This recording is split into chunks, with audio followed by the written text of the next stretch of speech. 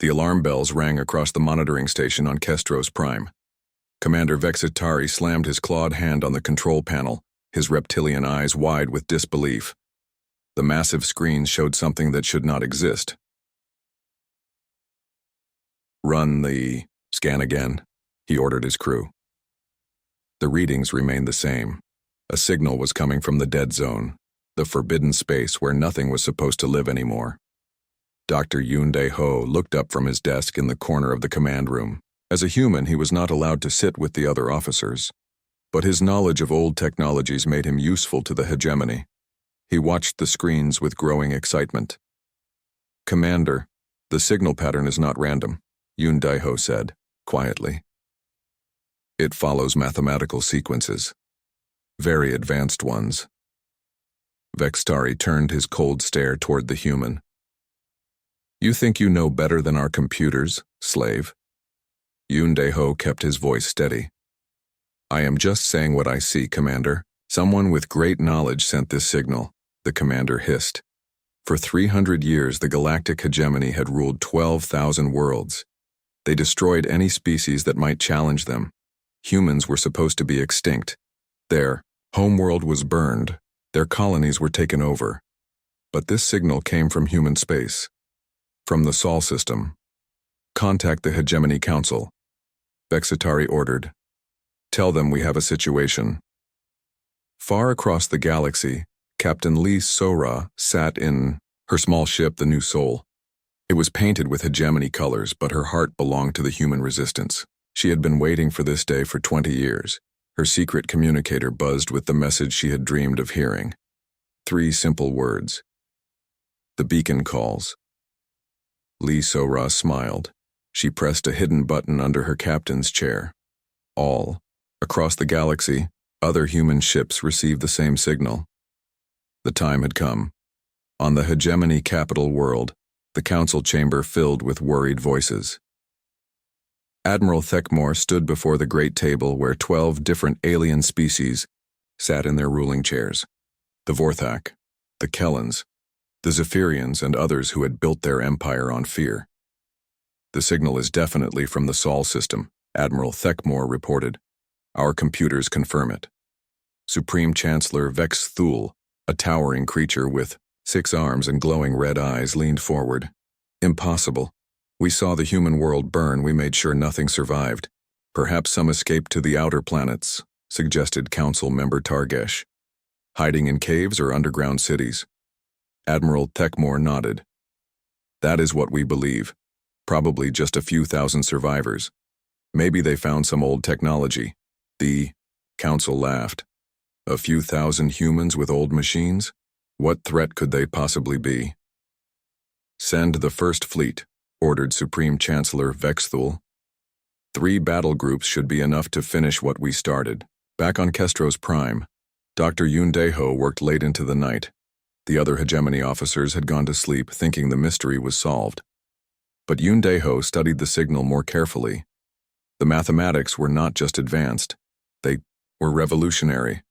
Someone had taken human science and pushed it far beyond what the galaxy had ever seen. The signal was not a cry for help. It was a message of strength. Yoon Ho thought about his grandfather's stories.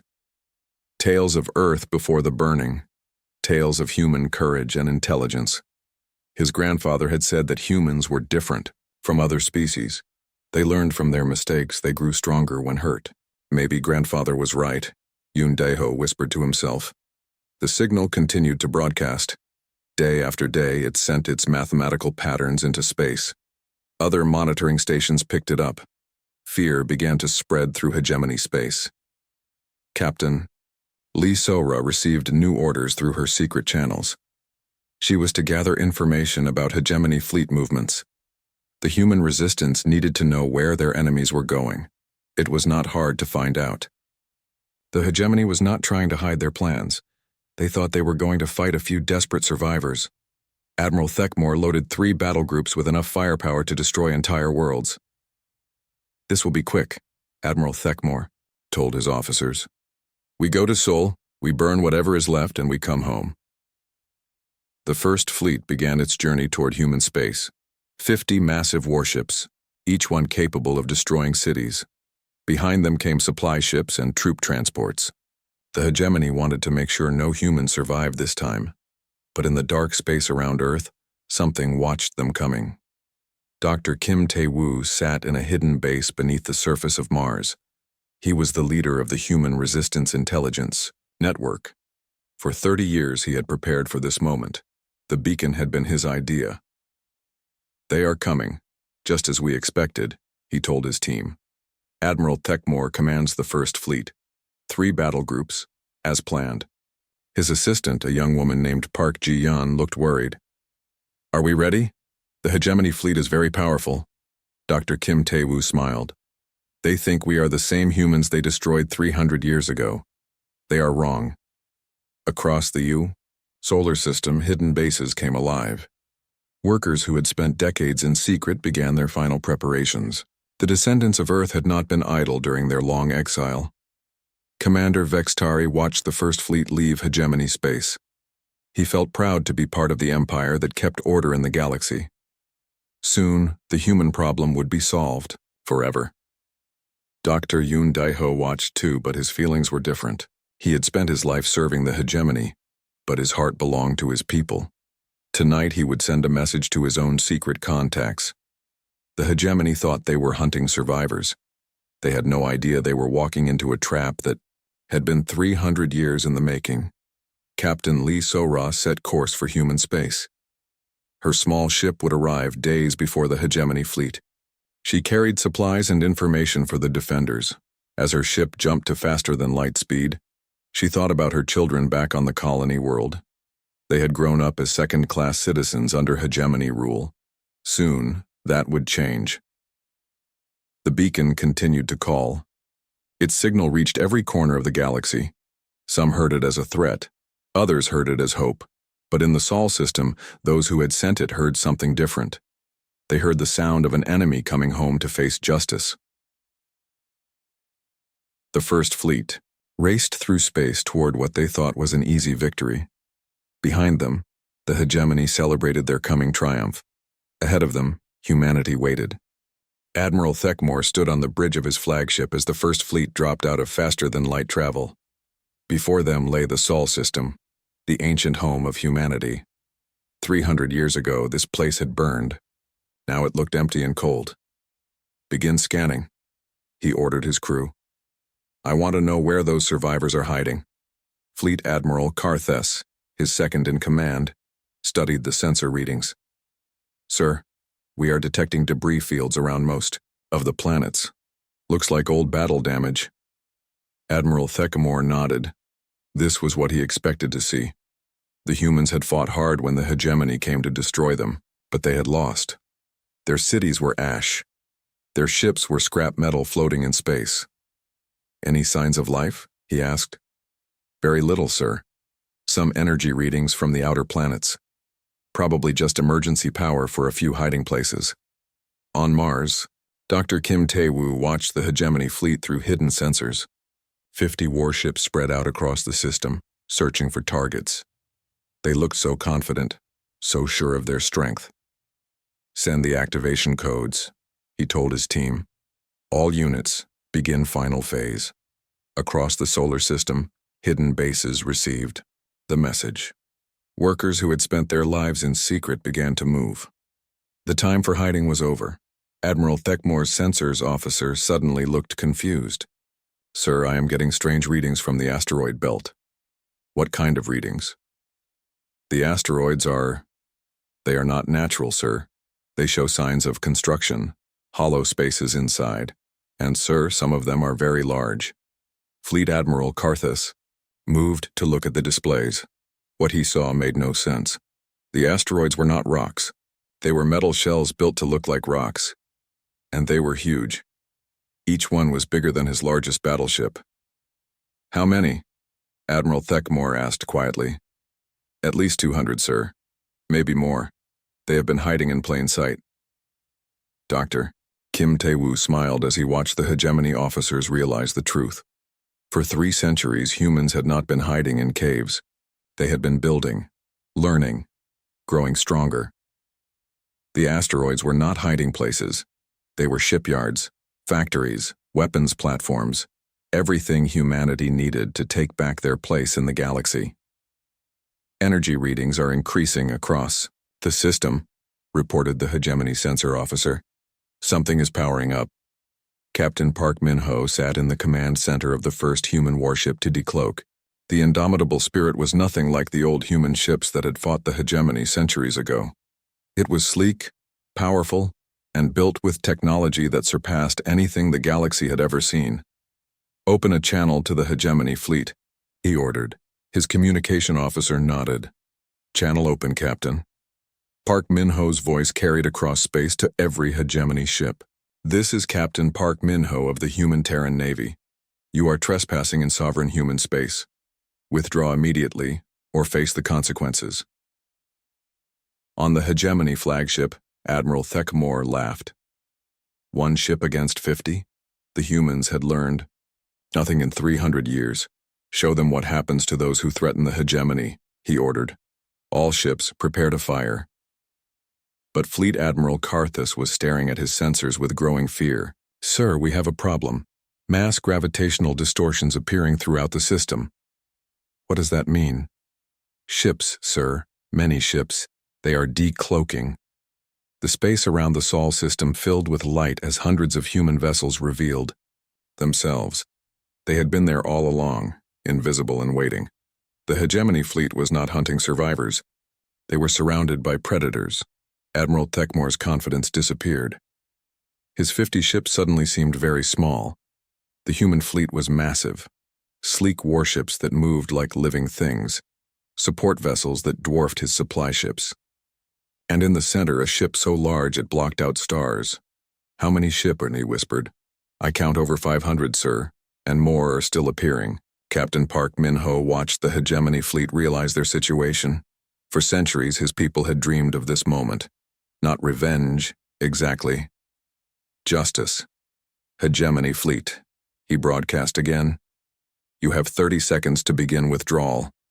This is your only warning." Dr. Kim Tae-woo felt pride as he watched his people's fleet take position. 300 years of work. 300 years of sacrifice. Every human in the system had dedicated their lives to this moment. The children who had fled Earth had become engineers and scientists. They had studied every piece of hegemony technology they could find. They had learned from their enemies and surpassed them. Admiral Thekmore tried to contact Hegemony Command for orders, but his communications were being blocked. The humans controlled all signals in the system. "Sir, the human ships are moving into attack formation," reported Fleet Admiral Karthus. "Their energy readings are incredible. I have never seen weapons like these." Admiral Thekmore felt panic rising in his chest. His fleet was powerful enough to destroy worlds, but these human ships looked like they could destroy fleets. "All ships, retreat to the edge of the system," he ordered. "We need time to think." But it was too late. The human ships moved to block every escape route. They moved with perfect coordination like parts of a single mind. Their formations were flawless. Their tactics were beyond anything in hegemony military doctrine. Captain Park Min-ho received a message from the flagship of the human fleet. Grand Admiral Choi Hyun-wook was taking personal command of the operation. "All human ships, this is Grand Admiral Choi. Prepare for engagement, show them what we have learned." Admiral Thekmore made the decision that would haunt him for the rest of his life. Pride overcame wisdom. Fear overcame sense. "All ships attack," he screamed, "for the glory of the hegemony." The first fleet opened fire with everything they had. Energy beams and missiles filled space. It was enough firepower to burn planets, but the human ships did not burn. Their shields absorbed the attacks like they were nothing. Energy that should have melted metal barely made their armor glow. The hegemony's most powerful weapons were useless. Then the humans fired back. Their weapons were unlike anything the hegemony had ever faced. Beams that cut through shields like they were paper. Missiles that thought for themselves and found the weakest points in enemy armor. But most terrifying of all was their restraint. They did not try to destroy the hegemony ships. They disabled them, cut their engines, took out their weapons, made them helpless without killing the crews. In minutes, the First Fleet was defeated. 50 proud warships floated dead in space, their crews alive but powerless. Admiral Techmore sat in his command chair, surrounded by darkness. His ship's power was gone, his weapons were destroyed, his communications were cut. Through the broken bridge windows, he could see human ships, moving closer. Boarding craft prepared to take prisoners.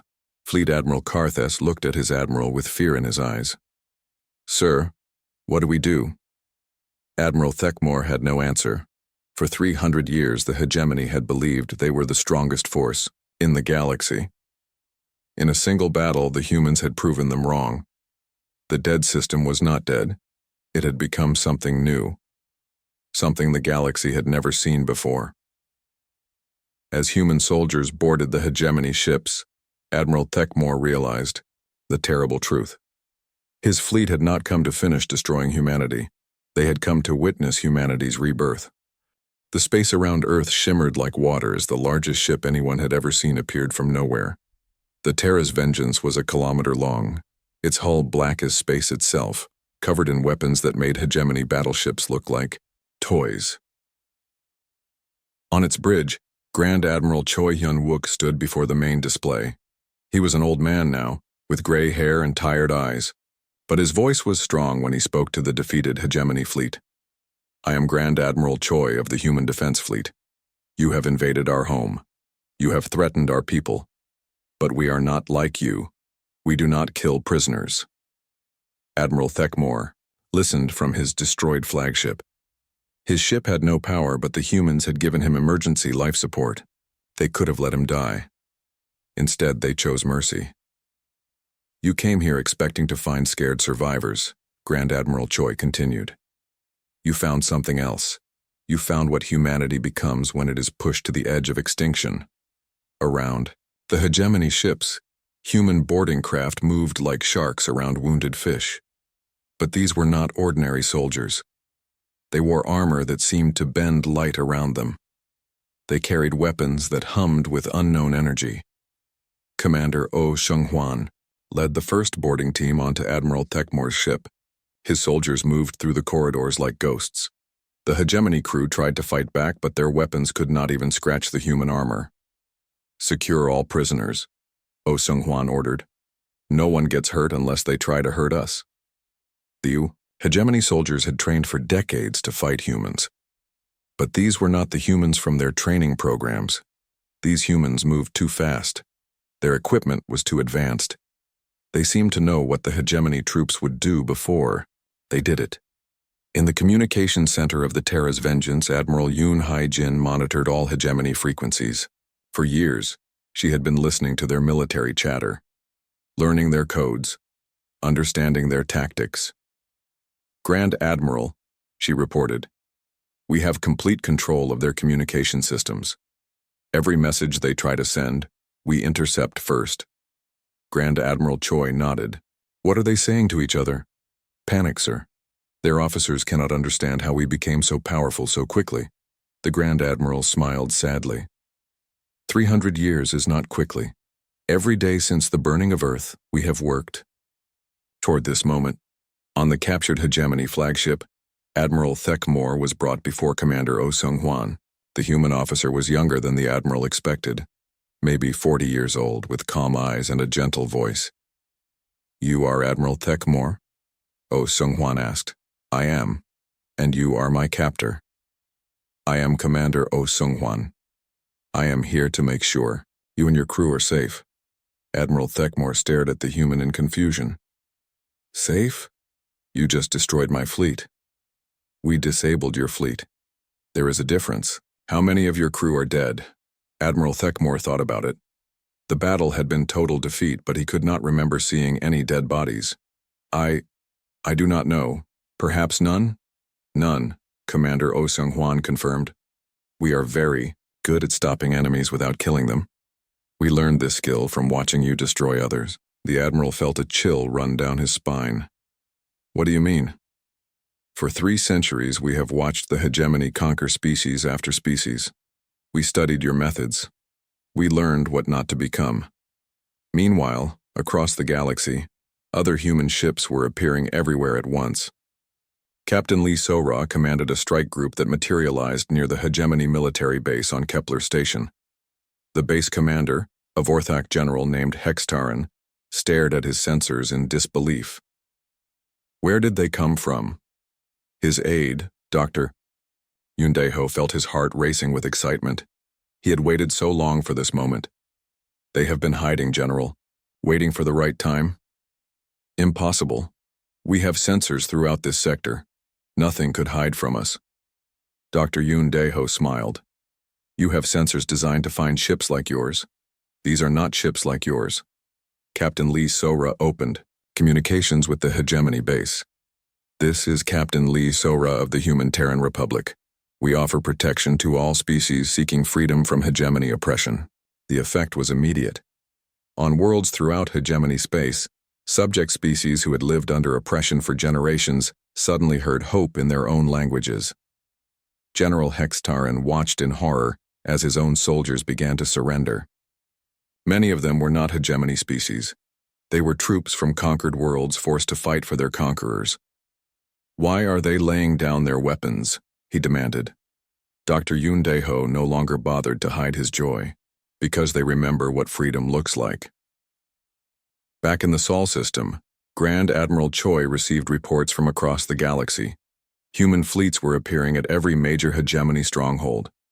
But they were not attacking blindly. Each group carried the same message of liberation. Status report, he ordered. Admiral Yoon Hae-jin consulted her displays. 17 hegemony systems have declared independence in the last hour. Their local forces either surrendered or joined our cause. Casualties? Minimal on both sides. Sir, our forces are following your orders. Disable, don't destroy, liberate, don't conquer. Grand Admiral Choi felt proud of his people. They had learned the most important lesson of all. True strength came not from the ability to destroy enemies, but from the ability to turn them into friends. On the bridge of his captured ship, Admiral Thekmore tried to understand what was happening. How many ships do you have, Commander O? Sung-hwan thought about it.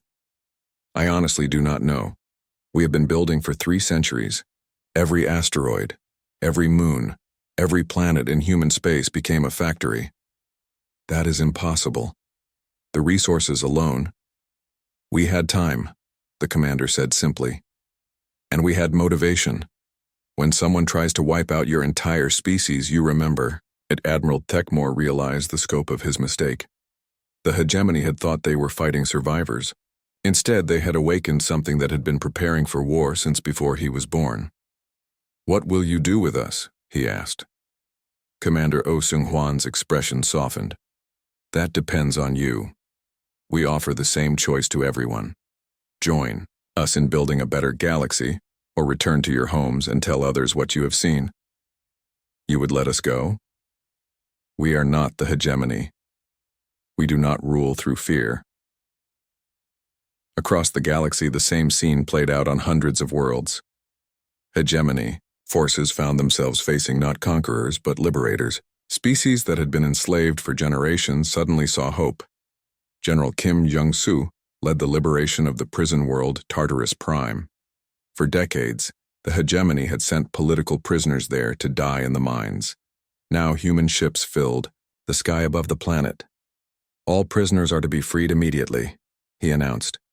Any guards who cooperate will be treated as refugees seeking asylum. The hegemony had built their empire on the belief that fear was stronger than hope. The humans proved them wrong. World after world chose freedom over slavery. On the hegemony capital, Supreme Chancellor Vexthal received reports of disaster after disaster. Half his empire was in revolt. His fleets were being destroyed or converted.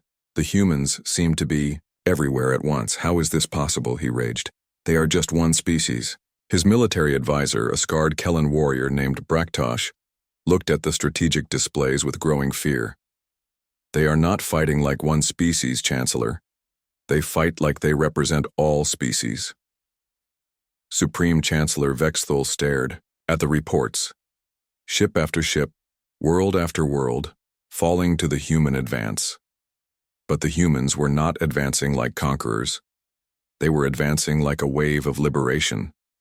And at the center of it all, Grand Admiral Choi broadcast his message. To the galaxy, we are not here for revenge. We are here for justice. We offer freedom to all who want it. The hegemony had asked whose fleet had appeared. Now they knew. It was not just humanity's might. It was the combined hope of every oppressed species in the galaxy, given form and purpose by human determination. The dead had risen, and they had not come back for war. They had come back to end it. The emergency meeting room on the hegemony capital world had never seen such panic. Supreme Chancellor Vexthal looked at the faces around the great table and saw fear in every pair of eyes. Representatives from all 12 ruling species sat in stunned silence. Explain to me how one dead species has taken half our empire in 3 days, the Chancellor demanded. Council member Targesh, a massive creature with 4 arms, spoke first. They were not dead, Chancellor. They were hiding. Learning. Planning. For 300 years? Apparently so. Admiral Braktosh spread star charts across the table. Red marks showed systems in revolt. Blue marks showed human fleets. Yellow marks showed areas where hegemony control was weakening. It gets worse, he said. Our intelligence reports that humans have been working inside our government for decades. Many of the auxiliary personnel we thought were loyal servants were actually spies. On Kestros Prime, Dr. Yoon Dae-ho no longer pretended to serve the hegemony. When Commander Vexistari tried to arrest him, Yoon Dae-ho simply smiled. You are too late, he said calmly. I sent my final report hours ago. Vexitari grabbed him by the throat. What report? The locations of every hegemony weapons cache in this sector. Every secret base. Every hidden fleet. My people know where you hide your strength. The commander realized with growing horror that the humans had not just been studying hegemony technology. They had been mapping every weakness in the empire. Captain Lee Sora received new orders as her strike group finished liberating the Tau Ceti system. She was to proceed to the core worlds and begin the final phase of the operation. Her ship, the Yao, New Soul, had been modified with the latest human technology. It could hide from any sensor, it could outrun any hegemony vessel, and it carried weapons that could crack open planets. But Captain Lee Sora had no intention of cracking planets. Her orders were clear: liberation, not destruction. All ships, prepare for jump to hegemony core space, she ordered. Remember, we are not conquerors, we are liberators. Her fleet jumped to faster than light speed, leaving behind another free world where former slaves celebrated in the streets. On Mars, Dr. Kim Tae-woo coordinated the largest intelligence operation in galactic history. Every human agent, every sympathetic alien, every resistance cell was now active at the same time. Status report from all sectors, he requested. His aide, Park Ji-yeon, consulted the displays. Hegemony forces are surrendering faster than we can accept their surrender. 17 species have declared independence. 8 more are in open revolt. Any resistance? Some, but not much. Most hegemony troops do not want to fight for a cause they never believed in. Dr. Kim Tae-woo nodded. This had been part of their plan from the beginning. The hegemony ruled through fear, not loyalty. When that fear was broken, their empire would collapse from within. Admiral Park Soo-jin commanded the second human fleet as it moved through hegemony space like a force of nature. But this was not the destructive force the galaxy expected from a conquering army. At every world they visited, the humans offered the same choice: freedom or continued slavery. World after world chose freedom. On the industrial planet Sigma Draconis, the local hegemony governor tried to organize resistance, but his own workers rose up against him. They had been waiting for this moment for generations. The humans offer us hope, said one of the rebel leaders, a Zephyrian named Kethalara. The hegemony offers us only chains. The governor found himself, abandoned by his own security forces. Even they chose freedom over oppression. General Kim Jong-soo demonstrated the new human military philosophy on world after world. His forces would arrive, defeat any military resistance, and then immediately begin reconstruction efforts. We do not conquer, he told his officers. We liberate, and then we help rebuild. On the mining world, Epsilon Eridani, human engineers, worked alongside freed slaves to repair the damage caused by centuries of exploitation. The humans brought technology that could heal poisoned soil and clean polluted water. The liberated peoples could not understand it. Why would the humans help them? Why did they not demand tribute or slaves of their own? General Kim Jong-soo explained it simply. Because that is not who we are. But the most devastating blow to hegemony morale came from an unexpected source. Admiral Yoon Hae-jin's intelligence teams had cracked the hegemony's most secret files. They discovered the truth about the Great Purge. The humans had not been the only species marked for extinction. The hegemony had destroyed dozens of civilizations over the millennia. Entire cultures wiped out because they showed signs of independence. When this information was broadcast across the galaxy, the effect was immediate. Species that had served the hegemony faithfully suddenly realized they could be next. We are all potential victims, declared Ambassador Felthon of the Rigel Confederation. His species had been loyal hegemony allies for centuries. Now they declared independence. Supreme Chancellor Vexthul watched his empire crumble in real time. Every hour brought new reports of defections. Every day brought news of another system joining the human cause. How many ships do we have left? He asked Admiral Braktosh. Maybe 30% of our original fleet. The rest have either been destroyed, captured, or defected. And the humans? Their fleet seems to grow larger every day. Every world they liberate provides them with new volunteers. The Chancellor realized the horrible truth. The humans were not just defeating the hegemony military, they were converting it. Captain Park Min-ho, now commanding an entire battle group, received orders to approach the hegemony capital world. His ships were to take position around the planet but not attack. Open all communication channels, he ordered. Broadcast on every frequency. His message reached every person on the capital world. This is Captain Park Min-ho of the Human Terran Republic. We are not here to destroy your world. We are here to offer you a choice. On the planet below, panic filled the streets. But it was not panic about invasion. It was panic about freedom. For the first time in centuries, the people of the hegemony core worlds were hearing an alternative to oppression. Dr. Kim Tae-woo monitored the situation from his command center. The revolution was spreading faster than they had dared to hope. Even hegemony species were beginning to question their own government. Sir, reported Park Ji-yeon, we are receiving surrender requests from hegemony fleet commanders across the galaxy. They want to negotiate. Tell them we do not negotiate surrender, we negotiate freedom. The distinction was important. The humans were not seeking to replace the hegemony as galactic rulers. They were seeking to end the concept of galactic rulership entirely. Admiral Thekmore, still a prisoner aboard his own ship, found himself in long conversations with Commander Oh Seung-hwan. The human officer treated him not as an enemy, but as someone who had been deceived. You were taught that strength comes from domination, Oh Seung-hwan explained. We learned that strength comes from cooperation.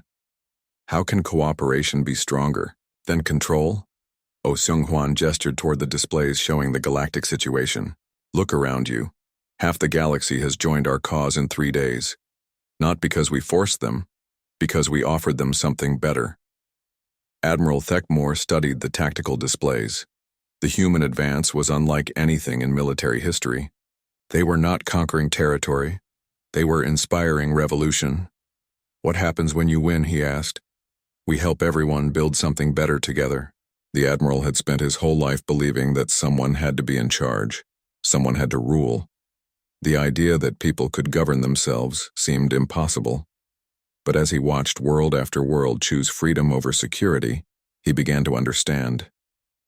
The humans had not just developed better weapons. They had developed better ideas. Captain Lee Sora's fleet reached the outer defenses of the hegemony capital system. The remaining loyal fleets took defensive positions around the core worlds. But when the humans offered them the same choice they had offered everyone else, most of the hegemony ships simply powered down their weapons. Message from the hegemony 4th Fleet, reported her communications officer. Admiral Zeth Karen requests permission to surrender his forces. Captain Lee Sora smiled. Tell him he does not need permission. Tell him he needs only courage. QY. Revolution was almost complete. 300 years of planning were about to reach their conclusion. But the humans knew that military victory was only the beginning. The real work would be helping the galaxy learn to live without masters. Satyr, message had spread. The choice had been offered. Now came the hardest part of all, teaching the galaxy what freedom actually meant. The great council chamber of the hegemony capital had never been so empty.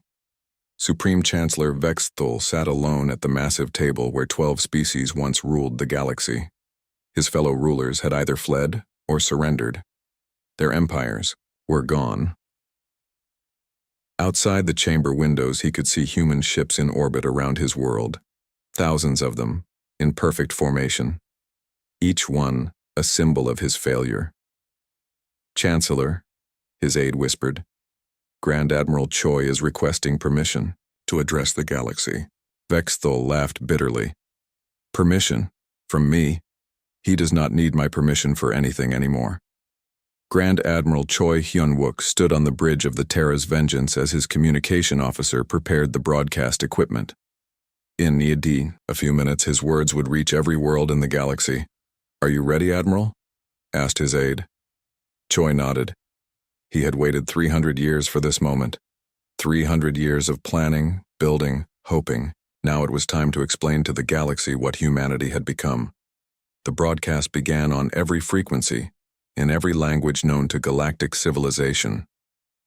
People of the galaxy, Grand Admiral Choi began, his voice calm but strong. For 3 centuries, the hegemony told you that humanity was extinct. They were wrong. On thousands of worlds, billions of beings stopped what they were doing to listen. We were not destroyed. We were refined. We spent 300 years learning what it means to be truly free. And now we offer that same freedom to you. Dr. Kim Tae-woo monitored the broadcast from his command center on Mars. Around him, his staff watched displays showing reactions from across the galaxy. On world after world, crowds gathered to hear humanity's message. For too long, Grand Admiral Choi continued, the galaxy has been divided between rulers and slaves. The hegemony taught you that this was natural, that someone must always be in charge, that freedom was dangerous. Supreme Chancellor Vexthul watched the broadcast from his empty council chamber. He recognized the truth in the human admiral's words, even as they condemned everything he had believed. We learned something different, Grand Admiral Choi said. We learned that true strength comes not from controlling others, but from helping them control themselves. Admiral Yoon Hae-jin reviewed the intelligence reports coming in from across the galaxy. The human message was having the intended effect. On world after world, local governments were declaring independence from what remained of the hegemony. The Liberation Fleet's report complete success in all sectors, she told the Grand Admiral during a brief pause in the broadcast. Hegemony resistance has collapsed. Grand Admiral Choi nodded and continued his address to the galaxy. You may wonder why we chose to reveal ourselves now. Why we waited 3 centuries to return. The answer is simple. We were not ready before. We needed time to become something worthy of your trust. On the prison world of Tartarus Prime, freed slaves listened to the broadcast while human engineers helped them tear down the labor camps. General Kim Jong-soo stood among them, no longer a conqueror but a helper. The old way of thinking says that we should rule you now. Grand Admiral Choi's voice echoed across the planet. That we should replace the hegemony as your masters. But we reject that way of thinking. The freed prisoners looked at each other in amazement. These humans had the power to rule the galaxy. Instead, they were offering to serve it. Captain Park Min-ho received reports from across his battle group. Every hegemony military installation in the capital system had surrendered. The remaining hegemony officials were asking for safe passage, off their worlds. Grant their requests, he ordered. We are not here for revenge. His officers sometimes questioned this mercy. The hegemony had tried to exterminate humanity. Why should they be forgiven? Captain Park Min-ho always gave the same answer, because we are better than they are. Grand Admiral Choi's broadcast continued to reach every corner of the galaxy. Some of you will ask what comes next. What do we humans want in return for your freedom? The answer may surprise you. We want nothing except the chance to work beside you as equals. Dr. Yoon Dai-ho, no longer hiding his true loyalty, helped coordinate the peaceful transfer of power on Kestros Prime. Commander Vexitari had fled during the night, abandoning his post. "What will happen to this world?" asked one of the local officials. "That depends on what you want to happen," Yoon Dai-ho replied. "It is your world now." The official looked confused. "But who will be in charge?" "You will. All of you, together." This was the hardest lesson for most species to learn. For centuries, they had been told what to do by others. The idea of making their own decisions was frightening, but the humans were patient teachers. Admiral Park Soo-jin supervised the transition of power on dozens of liberated worlds. Her ships provided security and resources, but they did not provide governance. Each world must find its own path to freedom, she told her officers. We can show them possibilities. We cannot make their choices for them. Some worlds adapted quickly to self-rule. Others struggled with the concept, but all of them were learning. Captain Lee Sora met with representatives from the various species that had served under hegemony rule. Many of them expected to be punished for their cooperation with the oppressors. "We do not judge you for surviving," she told them. "We judge you by what you choose to do now that you are free." Some chose to return to their home worlds. Others chose to work with the humans to help other species transition to freedom. A few even chose to join the human fleet as equals, not servants. Grand Admiral Choi's broadcast neared its conclusion. The hegemony asked whose fleet appeared at their borders. They expected to find desperate survivors seeking revenge. Instead, they found something they could never understand. A species that had learned to turn tragedy into wisdom. Commander Oh Seung-hwan stood with Admiral Thekmore on the bridge of the captured hegemony flagship. The admiral had chosen to remain as a prisoner, but he was treated more like a guest. "What will you do with me?" Admiral Thekmore asked. "That depends on what you want to do. You can return to your home world. You can help us establish peaceful relations with your people, or you can join our cause." "Join you?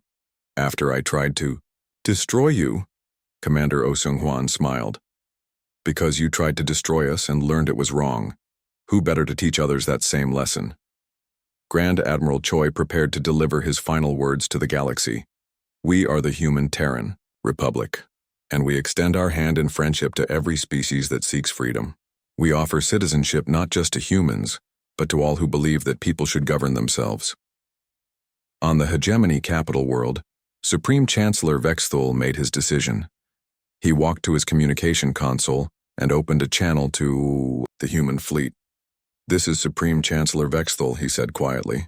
"I wish to surrender my authority to Grand Admiral Choi." The response came quickly. "This is Grand Admiral Choi. I do not accept your surrender."